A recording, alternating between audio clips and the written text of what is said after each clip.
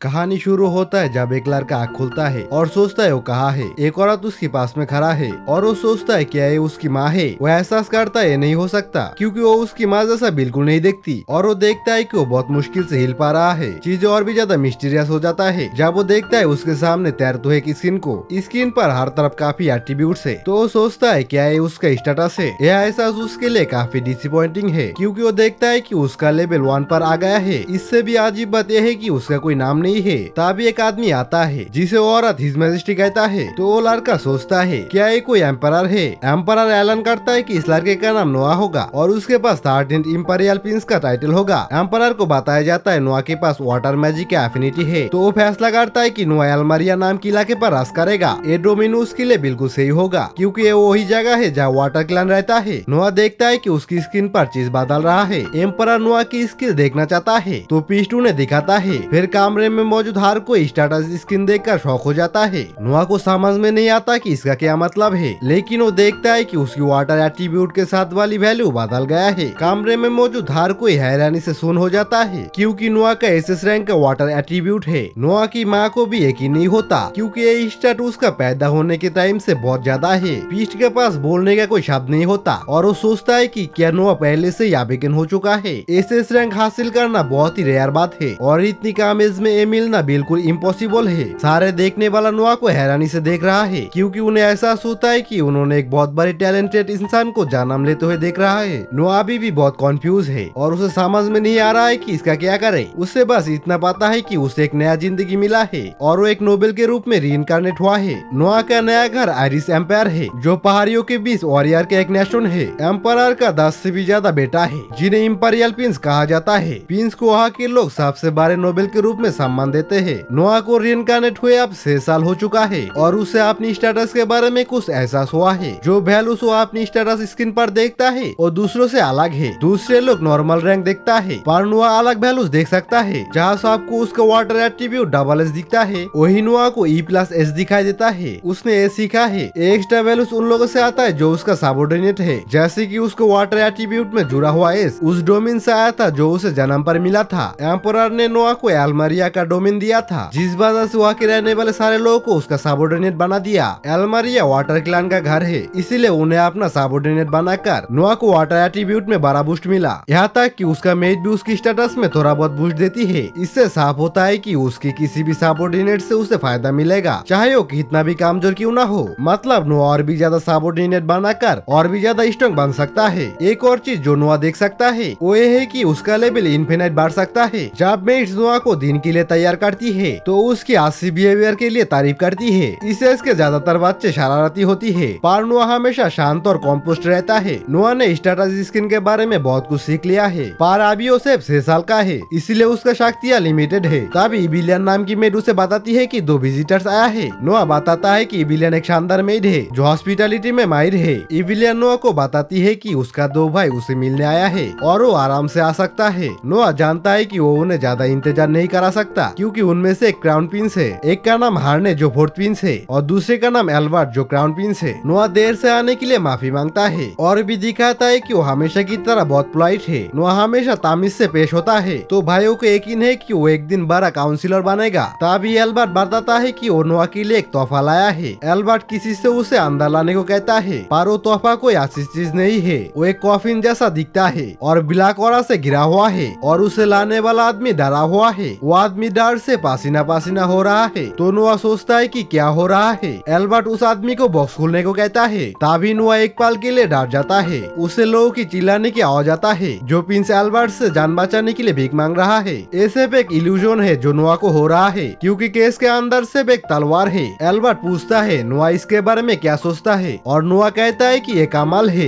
Albert अपने छोटे भाई से उसे उठाने को कहता है पर नोआ हिचकिचाता है। तलवार कुछ सही नहीं लग रहा पर एक क्राउन प्रिंस का तोहफा है तो वो मना नहीं कर सकता। नोआ तलवार उठाता है और एल्बर्ट काफी इम्प्रेस होता है। वो बताता है कि इस तलवार का नाम लेवियाथन है और ये एम्पायर की सबसे शक्तिशाली वाटर मैजिक स्वॉर्ड है। एक कमजोर दिल वाले लोगों के लिए नहीं है क्योंकि 120 लोग मास्टर करने की कोशिश में जान गंवा चुका है। नोआ ये सुनकर शौक हो जाता है और डरते हुए तलवार को गिराने वाला होता है। तभी हार्ने समझ जाता है कि नोआ डरा हुआ है तो वो उसे चिंता न करने को कहता है। जो लोग इस तलवार की लायक नहीं है वो उसे उठाते ही जान गंवा देता है। ये तलवार इतना कार्स है कि ज्यादातर लोगों को इसका बॉक्स उठाना भी दर्दनाक होता है। एल्बर्ट खुश है कि वो इस तोहफा को एक्सेप्ट किया और इससे साबित हुआ कि एसएस लेवल वाटर एफिनिटी वाला ही इस तलवार को चलाने की लायक है। फिर वो नोआ का शुक्रिया अदा करता है क्योंकि एक बहुत बड़ा डेमोन्स्ट्रेशन था। दोनों भाई चला जाता है और नोआ एल्बर्ट को डिस्पिकेबल प्रिंस कहता है क्योंकि वो सिर्फ उसे टेस्ट कर रहा था। नोआ ये बात जोर से कहने की हिम्मत नहीं करता क्योंकि इससे उसकी जान जा सकता है। बार हारने सोचता है कि क्या नोआ को लिबर्टन देना सही था। तलवार कीमती है पर एल्बर्ट को अपने फैसले पर पछतावा नहीं है। वो खुश है क्योंकि उसे लगता है कि तलवार नोआ जैसे काबिल इंसान के पास ही होना चाहिए। हालांकि वो कहता है कि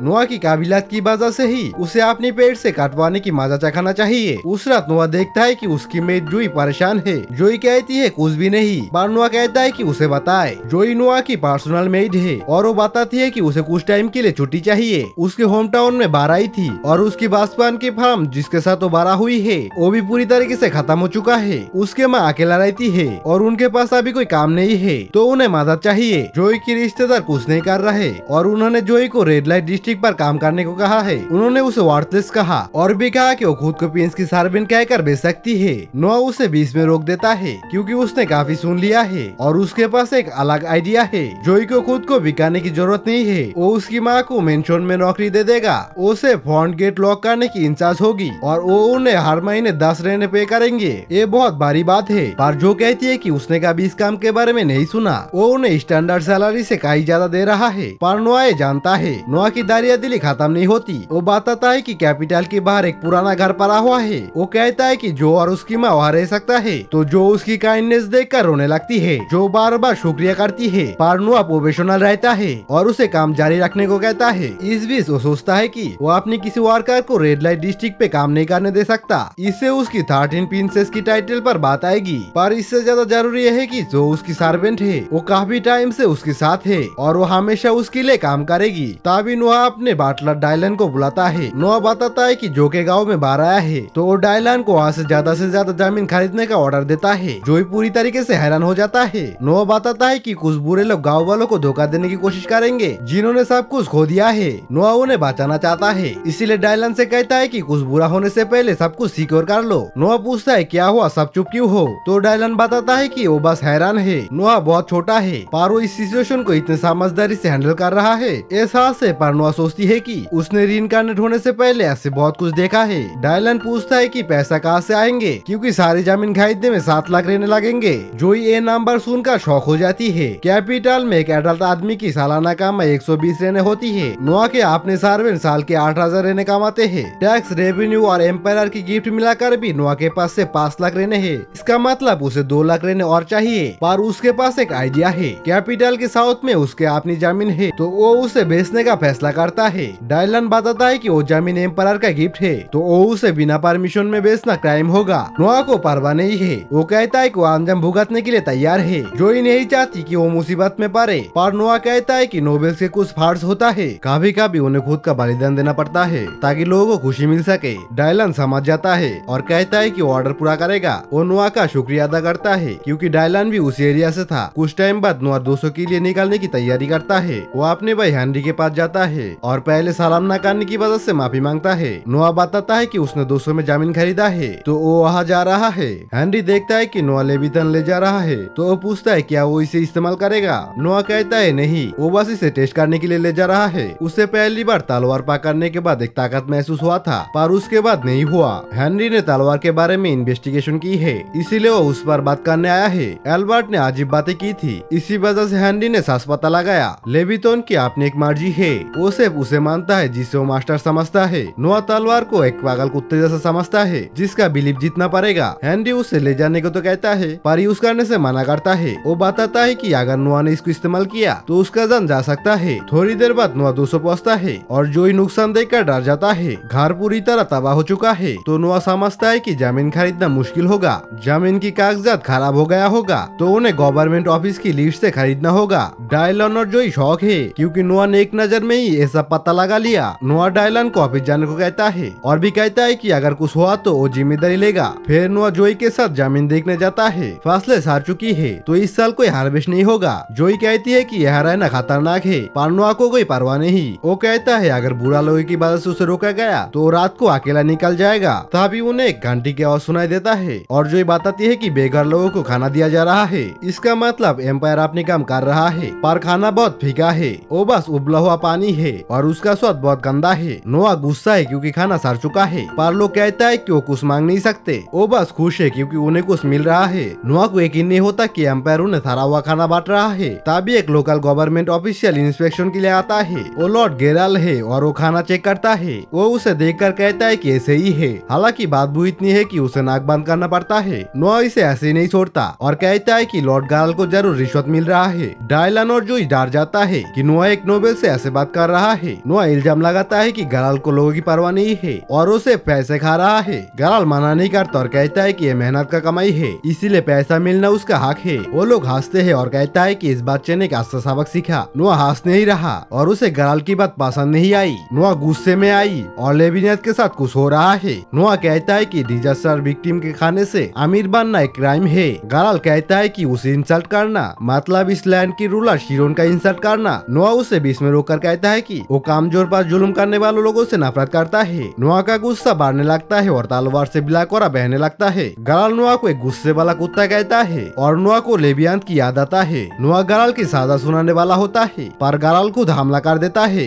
नोआ ऐलान करता है कि सजा मौत होगी। तभी लेविथन उड़कर नोआ के पास आता है। जोई को लगता है कि तलवार नोआ को चीर देगा, पर वो नोआ की बिल्कुल बाजू में आके रुकता है। नोआ समझ जाता है कि लेविथन भी गुस्से में है क्योंकि उसने उसका नाम गेराल जैसे कासरे के साथ लिया। वो कहता है अगर तलवार सांस में गुस्सा है तो अपनी ताकत दिखाए। लेविथन अपनी पावर रिलीज करता है और नोआ को कंज्यूम करने लगता है। नोआ डर में है, पर वो समझता है कि तलवार कितना स्ट्रॉन्ग है। लेविथन नोआ को अपने काबू में करना चाहता है, पर वो डिसअपॉइंटेड है। वो कहता है कि ताकतवर लोग सिर्फ कमजोर के सामने घमंड दिखाता है क्योंकि वो किसी और से डरता है। नोआ को बहुत चोट लग रहा है, पर वो सह लेता है। वो कहता है अगर कोई ताकत के साथ पैदा हुआ है तो उसे लोगों की भलाई के लिए इस्तेमाल करना चाहिए। वो कहता है उसका नोबेल होने का ड्यूटी है और वो तलवार को पकड़ लेता है। नोआ लेवियन को ऑर्डर देता है कि उसका कहना माने और तलवार मान जाता है। गेराल हमला जारी रखता है, पर वो नोआ और उसका नया तलवार का मुकाबला नहीं कर पाता। नोआ बिना रहम दिखाए गेराल का सर उड़ा देता है, तो नाइट्स नोआ को खत्म करने का फैसला करता है। नोआ ने अभी अपनी थोड़ी सी भी पावर नहीं दिखाई थी। वो एक ऐसा हमला करता है जो सबको हैरान कर देता है। वो वाटर का एक विशाल पिलर बुलाता है और जमीन में एक बड़ा गड्ढा कर देता है। नुकसान इतना ज्यादा था कि गड्ढे का निचला हिस्सा भी नहीं दिख रहा होता। तभी कुछ नाइट आता है और बताता है कि एक बच्चे ने लॉर्ड गेराल को खत्म कर दिया। नाइट कैप्टन का नाम रावण है और वो तुरंत 13 पिंस को पहचान लेता है। नोआ हैरान है कि कोई उसे पहचान गया और रावण तुरंत माफी मांगता है। रावण अभी नया आया था और वो दरअसल प्रिंसेस हारने का सर्वेंट है। रावण को झुकते हुए देखकर सब लोग हैरान है, तो रावण उन्हें बताता है कि वो 13 पिंस का सामने खड़ा है। वो सब उसके सामने झुक जाता है, पर नोआ किसी और बात को लेकर चिंतित है। वो समझता है कि किसी ने पैसा खाने के लिए फूड डिस्ट्रीब्यूशन को रखा था, इसीलिए उसने उस आदमी को सजा दिया जो इस सब के पीछे था। उसे और भी समझ में आता है कि इसके पीछे और कोई भी है। नोआ इशारा करता है कि गिरिल का साथी कौन है और वो रावण को उन्हें लायक सजा देने के ऑर्डर देता है। जहाँ तक खाना बांटने की बात है, नोआ ऐलान करता है कि वो इससे फिर से शुरू करेगा। वो कहता है कि आपसे खाना ठीक होगा और इसे ताजा बनाया जाएगा और सूप इतना गड्ढा होना चाहिए कि इसमें चम्मच बिना गिरे खड़ा रह सके। रावण इसे पूरा करने का वादा करता है और गाँव वालों को यकीन नहीं आ रहा था कि वो सच में सही खाना खा पाएगा। वो सब प्रिंस नोआ के लिए नारा लगाता है। तभी जोई कहती है कि वो सच में कमाल है। काही और एल्बर्ट को बताया जाता है कि क्या हुआ। उसे एहसास होता है कि न सिर्फ नोआ को चोट नहीं लगी बल्कि उस पागल कुत्ता लेब्रेथ ने उसके सामने सर झुका लिया। एल्बर्ट ने कभी ऐसा सोचा भी नहीं था और वो तय करता है कि नोआ उसकी सोच से भी ज्यादा काम का हो सकता है। कुछ टाइम बाद नोआ को एम्परर से मिलने के लिए बुलाया जाता है। एम्परर ने सुना कि नोआ ने वो जमीन बेच दी जो उन्होंने उसे दी थी और उन पैसों से पूरा गाँव खरीद लिया। नोआ इसे इनकार नहीं कर सकता, तो अपनी सजा के लिए तैयार हो जाता है। हालांकि वो तब शौक हो जाता है जब एम्पायर उसे शुक्रिया अदा करता है। नोआ की कोशिशों ने उन लोगों को रोक दिया जो बार की फायदा उठाने की कोशिश कर रहा था। अगर इस कुदरती आफत के बाद कोई इंसानी आफत आती तो उन्हें इस सब को ठीक करने के लिए राज्य की रिसोर्सेज खर्चा करना पड़ता। एम्परर बस ये सोच रहा है नोआ को बार के बारे में कैसे पता चला, तो नोआ समझाता है ये सब एक इत्तेफाक है। उसकी मेट उसी गाँव से थी और उसने बस जल्दी से एक्शन लिया। एम्परर ने भी सुना कि नोआ ने उस गाँव में एक वाटर मैजिक शॉट को मास्टर कर लिया और नोआ को यकीन नहीं होता कि उन्हें ये बात पता है। तब एम्पायर ऐलान करता है कि वो नोआ की काबिलियत फिर से देखना चाहता है, तो फिर चेक करने जाता है। बिल्कुल वैसा ही जैसा उसने जन्म के टाइम पे किया था। वो नोआ की स्टेटस स्क्रीन खोलता है। नोआ ने पिछले कुछ दिनों से खुद को चेक नहीं किया था, तो उससे भी कुछ एहसास होता है। उसका वाटर एट्रीब्यूट बढ़ गया है। पता चलता है कि सिर्फ इंसानी सबऑर्डिनेट ही उसका स्टेटस इंक्रीज नहीं करते, बल्कि तलवार भी उसका सबऑर्डिनेट बन सकता है और अभी लेवियन भी उसका सबऑर्डिनेट बन गया है। एम्परर हैरान रह जाता है और नोआ देख देखता है कि उसका वाटर एट्रीब्यूट एसएसएस रैंक का हो गया है। एम्परर चाहता है कि नोआ इसी तरह उसकी मदद करता रहे, तो नोआ भी कहता है वैसा ही करेगा। कुछ दिन बीत जाता है, लेकिन नोआ किंगडम की राजधानी में रुकता है, क्योंकि ये शहर पूरे किंगडम की दिल है और अब तक की सबसे खुशहाल जगह है, जहाँ बहुत सारे टैलेंटेड लोग काम ढूंढने आता है। इसीलिए उसका प्लान है कि वो इन टैलेंटेड लोगों में से किसी एक को अपने लिए चुने, ताकि वो अपनी स्टेटस बढ़ा सके और जल्दी एक बारी ताकत बन सके। उसका पहला कैंडिडेट एक यंग लड़की है, जिसके बारे में वो सुना है कि वो एक जबरदस्त सिंगर है और हाल ही में शानदार अपकमिंग एक्टर के तौर पर चर्चे पे है। उसे पता चलता है कि वो किसी थिएटर में परफॉर्म करने वाली है और वो जोई के साथ वहाँ बैठ जाता है, ये देखने के लिए कि वो बातचीत के लायक है कि नहीं। जल्दी आली नाम की एक लड़की टॉप हैट पहने स्टेज पे आती है और ऑडियंस के सामने परफॉर्म करने के लिए तैयार हो जाती है। वो जल्दी गाना शुरू कर देती है और तुरंत नोआ उसकी आवाज से इम्प्रेस हो जाता है। वो जानता है कि वो सबसे अच्छी टेक्निकल सिंगर नहीं है, लेकिन वो डेफिनेटली वो सिंगर है जिसे अपनी टैलेंट से बहुत प्यार है। उसे लगता है कि सही ट्रेनिंग और गाइडेंस से वो महान बन सकती है और वो उसे अपने गार्ड में लेने के बारे में सोच लेता है। परफॉर्मेंस खत्म होने से पहले ही गुंडों का एक झुंड थिएटर के अंदर घुस आता है और अली पर चिल्लाता है कि वो चुप हो जाए। पूरी ऑडियंस साइलेंस होकर सोचती है कि ये विलेंस क्या चाहती है। अली डर कर वही खड़ा रहता है, जबकि गुंडे स्टेज की ओर बढ़ता है। वर्कर्स में से एक बीच बस्टअप करने की कोशिश करता है, लेकिन एक मोटा आदमी उसे तुरंत धक्का देकर स्टेज पर कूद जाता है। वो उस पर पैसा देने के लिए चिल्लाता है और कहता है कि इन स्टेज पर गाने से उसे अपनी पिता का कर्ज चुकाने के लिए काफी पैसा नहीं मिलेगा। अली कांपते हुए उसे कहता है कि प्लीज उसे जाने दो, क्योंकि वो पैसा कमाने की कोशिश कर रही है और जल्दी चुका देगी। लेकिन मोटा आदमी उसे बताता है कि ये पैसा कमाने की बेकार तरीका है और अगर वो बहुत सारे पैसा जल्दी और आसानी से कमाना चाहती है तो उसे एक सोशल मीडिया चैलेंज शुरू करना होगा। वहाँ उसे जिस्म दिखाना या फिर नहाने की पाल वाला वीडियो अपलोड करना होगा। अली उससे कहती है कि वो एक इज्जतदार लड़की है और वो कभी भी ऐसा काम नहीं करेगी, लेकिन मोटा आदमी धमकी देता है कि अगर उसने उसकी बात नहीं मानी तो उसकी दोनों पैर तोड़ देगा। तभी नोआ इस बार सब करने का फैसला करता है और उस फैटी से कहता है कि वो तुरंत उस लड़की से दूर हट जाए। मोटा नोआ से कहता है कि वो अपनी माँ की गोद में जाकर दूध पिए, वरना वो उसे बुरी तरह पीटेगा। लेकिन नोआ को कोई फर्क नहीं पड़ता। वो सीट से नीचे कूद जाता है और स्टेज की तरफ चलने लगता है और मोटे से कहता है कि शाही कानून के हिसाब से बच्चों को अपनी माता पिता की कर्ज मानने के लिए मजबूर करना गैर कानूनी है। इसके अलावा किसी और तरीके का कर्ज भरने के लिए भी लोगों को अपना शाइल बेचने के लिए मजबूर करना गैर कानूनी है। मोटा गुस्से में उसका कॉलर पकड़ता है और उसे हवा में उठाकर कहता है कि आज नोआ का धरती पर आखिरी दिन है, लेकिन उसे नहीं पता कि वो किससे बात कर रहा है। अपनी फिंगर के इशारे से नोआ एक पर्पल कलर की खतरनाक औरा बनाता है जो 3 गुंडों को जमीन पर गिरा देता है। जब नोआ अपनी तलवार निकालता है और मोटे पर तानता है तो गुंडों को एहसास होता है कि वो इस टाइम हार सकता है, तो वो तुरंत दुम दबाकर वहाँ से भागना शुरू कर देता है। जो ही घायल वर्कर के पास जाती है और उसे उठने में मदद करती है, जबकि नोआ उसे बताता है कि अगर वो लोग कभी भी इस जगह पर उन्हें परेशान करने के लिए आए तो उन्हें उसके पास भेज दे। जो ही उसे एक बिजनेस कार्ड देती है और वर्कर ये देखकर चौंक जाता है, क्योंकि उनके सामने जो लड़का खड़ा हुआ है वो असल में इस किंगडम का प्रिंस है। नोआ को सास में इस धूमधाम की परवाह नहीं है और वो अली की तरफ मुड़कर पूछता है कि उसका महीने का खर्चा क्या है, ये सोचकर कि उसे अपना माँ का इलाज का भी ध्यान रखना है, और जवाब देती है कि उसके महीने के खर्चे लगभग 600 होना चाहिए। नोआ उसे बताता है कि वो उसे महीने में 2500 देंगे ताकि वो अपनी सिंगिंग पर काम कर सके। वो ये सुनकर हैरान रह जाती है और अपनी कानों पर यकीन नहीं कर पाती, जबकि नोआ उसे बताता है कि जैसे जैसे वो बेहतर होगी उसका सैलरी भी बढ़ जाएगी। इसके साथ ही वो उसे कहता है कि वो अपना गाना पूरा करे, क्योंकि वो सुनना चाहता है कि गाना कैसे खत्म होता है, और फिर अपनी सीट पर वापस आ जाता है। उस शाम बाद में जब वो अपनी घर लौटता है तो उसका नौकरानी उसका स्वागत करता है। तभी उसने अचानक देखा कि दोपहर वाले गुंडे जमीन पर सिर झुकाकर बैठे हैं ताकि नोआ से माफी मांग सके। नोआ जानता है कि उन्हें पता चल गया है कि नोआ इस किंगडम का प्रिंस है, लेकिन वो उनका मनोरंजन न करने का फैसला करता है और अपनी नौकरानी से कहता है कि उन्हें वापस भेज दे। ये कहते हुए कि एक प्रिंस के पास लोगों से अचानक मिलने का टाइम नहीं होता। तभी उसके बड़े भाई हेनरी भी आता है और कहता है कि उसने सही फैसला किया है, क्योंकि अगर नोआ जब चाहे तब इन आम लोगों के साथ बात करेगा तो नोआ एक प्रिंस के तौर पर अपनी अथॉरिटी को काम आएगा। नोआ उसे बताता है कि एक लौता रीजन नहीं था, उसने उन्हें दूर करने का फैसला किया। नोआ बताता है कि उन लोगों को सोचने दो कि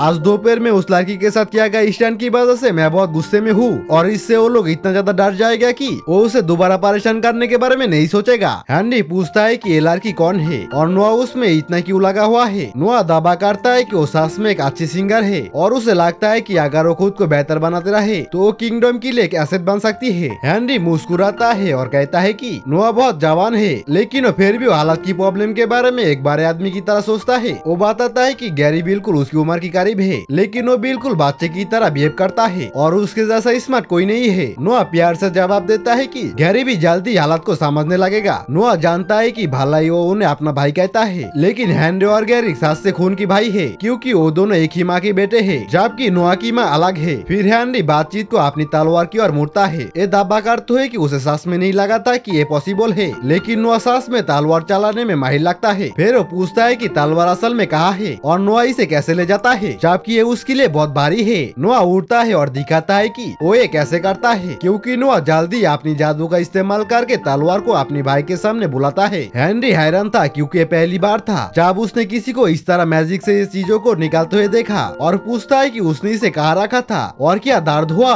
नोआ उसे बताता है कि ऐसा कुछ नहीं है और वो बस तलवार को छोटा कर देता है और फिर उसे अपनी स्लीव्स के अंदर छुपा लेता है। हेनरी दंग रह जाता है और ढार से वापस बैठ जाता है। अब हारते हुए वो कहता है कि नोआ उसे हमेशा हैरान कर देता है क्योंकि उस तलवार को शापित माना जाता था और 2 सदियों से भी ज्यादा टाइम से बाकी रॉयल ट्रेजर्स के साथ रखा गया था। इतिहास में किसी ने भी उस तलवार को जीता नहीं था। कुछ देर बाद रात में नोआ एक सेलिब्रेशन में जाने का फैसला करता है जिसमें उसे बुलाया गया था और वो निकलने के टाइम पे गुंडों को अभी भी जमीन पर इंतजार करते हुए देखता है। मोटा एक बार फिर गुस्सा हो जाता है क्योंकि उसे इग्नोर किया जा रहा है और वो चिल्लाता है कि वो उसे कहीं भी मार सकता है, इसीलिए उसे घमंडी और ताकतवर बनने की कोशिश नहीं करना चाहिए। बदले में नोआ बस अपनी तलवार से थोड़ी सी एनर्जी निकालता है जिससे मोटा तुरंत एक बार फिर अपनी घुटनों के बल बैठ जाता है। नोआ फिर से उन्हें इग्नोर कर अपनी मंजिल पर पहुंच जाता है जहाँ रे नाम का एक बुढ़ा आदमी उसे स्वागत करता है। हॉल रूम में 13 राजकुमार के आने की खबर से तुरंत उत्सुकता मच जाता है। रे ने नोआ से उस तलवार के बारे में पूछता है जो ले जा रहा था और उसने जवाब दिया कि ये वो मशहूर तलवार है जिसे स्थापित माना जाता था। ये बात तुरंत कमरे में मौजूद सभी लोगों को इम्प्रेस कर देती है। वो लोग बातें करने लगती है कि क्राउन प्रिंस से पर्सनल गिफ्ट मिलना बहुत बड़ी बात है। वहाँ मौजूद एक आदमी जिसका ईगो नाजुक था वो तुरंत कुछ बकवास करने लगता है कि तलवार जरूर कोई रेप्लिका खिलौना होगा। उसे एहसास नहीं होता कि वो इतना जोर से बोल रहा था कि कमरे में मौजूद हर कोई उसे सुन सकता है। कमरे की बातचीत पूरी तरह शांत हो जाता है क्योंकि हर कोई नोआ को देख रहा है, जबकि वो आदमी डर के मारे अपनी पैंट गीली करने लगता है और सोचने लगता है कि अब क्या होने वाला है। नोआ उंगली भी नहीं हिलाता, लेकिन अचानक उसकी तलवार के अंदर से एक मर्डरर सोरा निकलता है और पूरे कमरे को ढक लेता है जिससे लोग बेहोश होने लगता है। नोआ तुरंत तलवार को रोकने के लिए कहता है और ओरा चला जाता है। रे उसकी शक्तियों से हैरान है और दावा करता है कि कमरे में मौजूद हर कोई मौत की करीब महसूस कर रहा था। थोड़ी देर बाद वो एक छोटी सी थ्रोन पर बैठ जाता है, जबकि कमरे में मौजूद हर कोई उसके पास आता है गीत करने और फेवर पाने के लिए। वो सभी उसे बहुत बोरिंग लगे, लेकिन फिर आखिरकार एलन नाम के एक सोनेरो बालों वाला आदमी आता है, अपना और अपनी गोदली हुई बेटी चिंदी का परिचय देता है। लड़की नोआ की मौजूदगी से अलर्ट लग रही थी, लेकिन नोआ ने इसे नजरअंदाज करने का फैसला किया और पूछा कि उसने उसे कैसे गोद लिया। एलन बताता है कि उसने उसे असल में एक स्लेव मार्केट से खरीदा था, लेकिन उसने बहुत इच्छा शक्ति और पक्का इरादा दिखाया और वो क्विक लर्नर भी थी, साथ ही वो सोशली इंटेलिजेंट भी है और उसके अलावा उसका अपना कोई बच्चा नहीं था, इसीलिए उसने उसे अपनी बेटी के तौर पर गोद लेने का फैसला किया। नोआ उस पर मुस्कुराता है और कहता है कि उसे ऐसा कहानियां बहुत पसंद है और दोनों को पैलेस में इनवाइट करता है ताकि और बातें कर सके। एलन इस बात से बहुत खुश लग रहा था कि उन सब के बीच से उसे ही पहचाना गया, लेकिन नोआ रे को बताता है कि उसने उन्हें इसलिए इनवाइट किया क्योंकि चिंटी को किसी तरह उसकी असली ताकत का पता है। वो अपनी तलवार से थोड़ी सी एनर्जी निकल कर देखता है, लेकिन चिंटी तुरंत पहचान लेती है और तुरंत मूर्ति है पक्का करने के लिए कि कोई उन पर हमला तो नहीं करने वाला। उस इंसिडेंट का कुछ दिन बीत जाता है। जब एक दिन नोआ घूमने निकलता है तो उसकी मुलाकात 8 प्रिंस ऑस्कर से होता है, जो उसके साथ बाजार में घूमने और कुछ इंटरेस्टिंग चीज ढूंढने का फैसला करता है। बहुत सारी बेकार चीज को देखते हुए